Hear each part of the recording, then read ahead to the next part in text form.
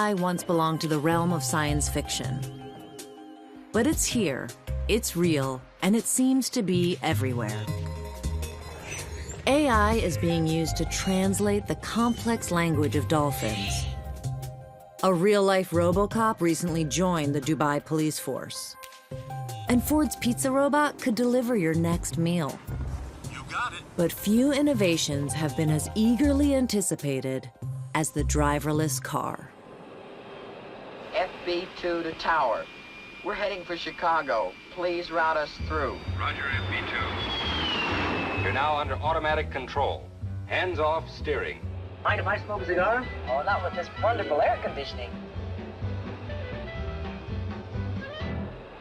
Cars that drive themselves have been a fixture in our collective imagination for decades.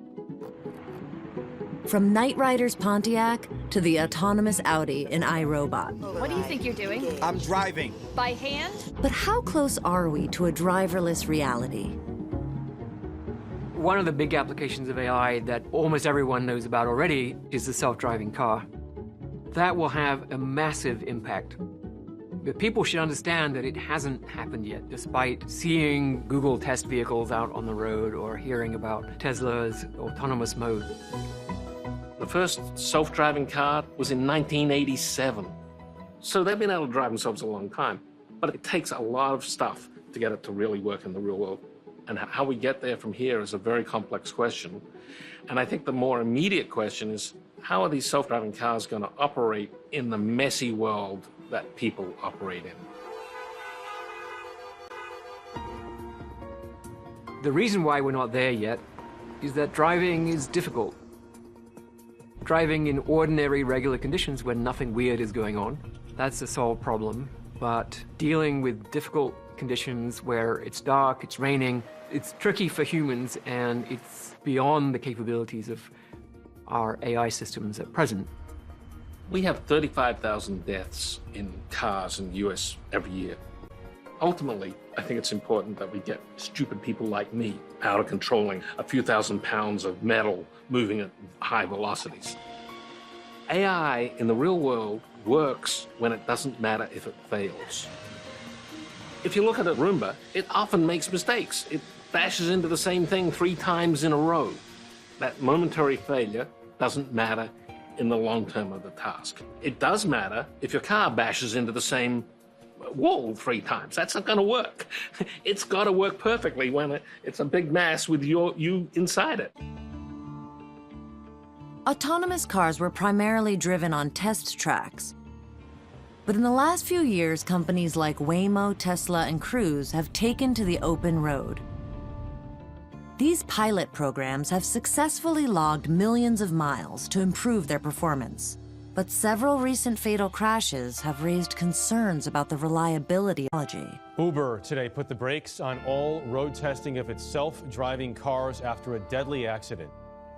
Self-driving cars are technically possible, but I think it will take time. The alternative is us driving around and millions of people dying. Safety is the most important aspect of this technology, without a doubt. The most important elements that a consumer cares about are very instinctual. Is this car seeing the things that I'm seeing? And is this car acting in the way that I would act based upon the things that it's seeing? Those are the simple questions that consumers need to feel really comfortable before they'll accept this tech. The artificial intelligence used in a self-driving car help answer the question, what do I see? That's called perception. It's taking all those images and figuring out what are the objects, what are the lanes, etc. that are there. The other thing it needs to do is to figure out how those objects are moving, and that's called predictions.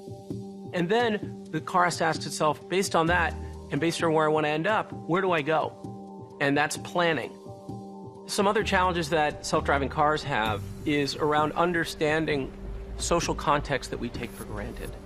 So if you see some kids on the side of the road and that they're playing soccer, you understand that the ball may go into the street, but the robot just sees people hitting a circular object.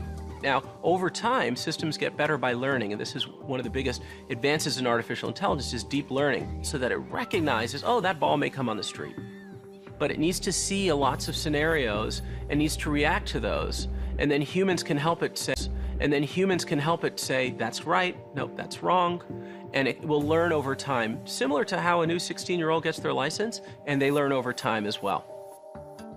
With AI's present ability to learn from experience and over $80 billion invested in the technology, driverless cars could populate the streets of tomorrow in little over a decade. Researchers estimate that 1 out of 4 cars will be driverless in 2030. Shared car fleets are predicted to reduce the number of cars on the road, allowing for the transformation of our cityscapes.